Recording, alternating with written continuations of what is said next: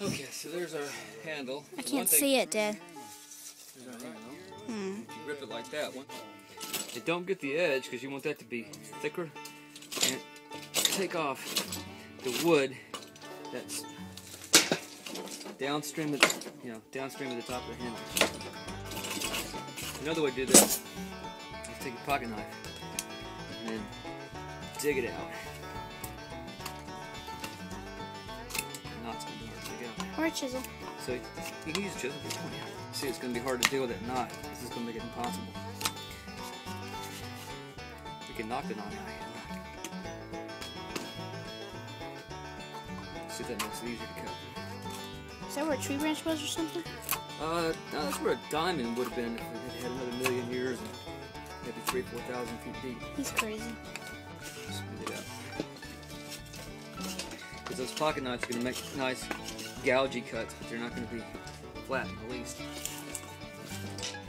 Alright, so when you get that pushed down a little bit like that, as you're gripping this, it'll give you something to hold on to. Start to loosen kind of. One thing you can do is work on this so that it's more fluid. Just go back to something that's got about this much preparation and give that a little arc to it, so it's not just straight. You don't want any sharp edges to this handle part. You want it all around it.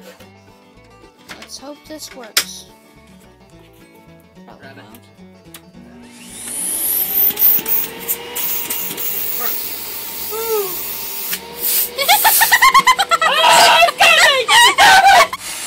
Is that thing spinning? Yeah. Don't have any loose clothes at this point. He has loose clothes. Alright, ready?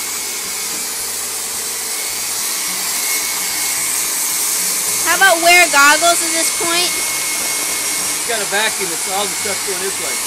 Fine. Alright, we'll be done in a second here. Remember how we scalloped it? Dig the tip in like that. No sharp edges, right? So put it in like that. Get some sandpaper just like a belt. Thank you. Get some sandpaper just like a belt. This stuff right here. And then take the belt and cut it in half. And then if you want to get rid of those last little flat surfaces that you left by that thing, you're doing the smoothest part where our hand's going to ride the most of the time. So on the blade, you still got a couple places I hadn't smoothed out yet.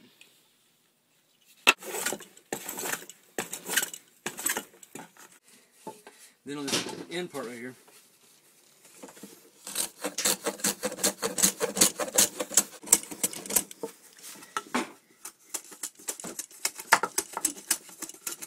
watch your knuckles.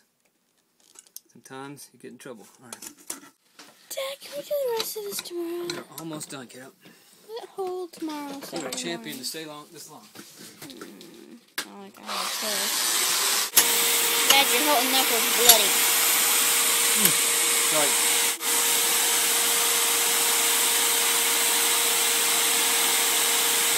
Poor man's Band-Aid. How's that? Happy? Very funny.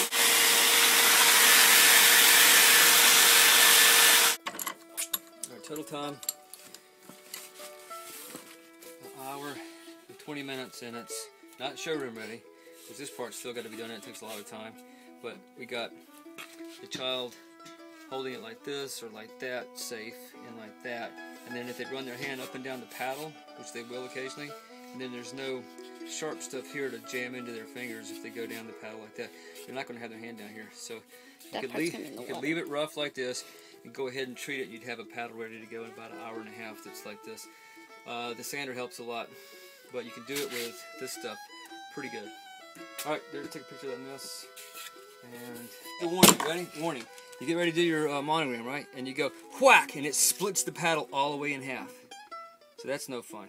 And the way to avoid that is to go to the end, and on each of your letters, do a stopping. What letter are you doing? I'm just going to put H.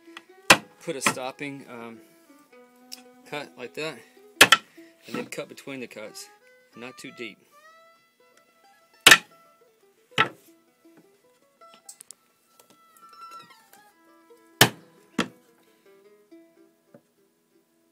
And then you're done. All right.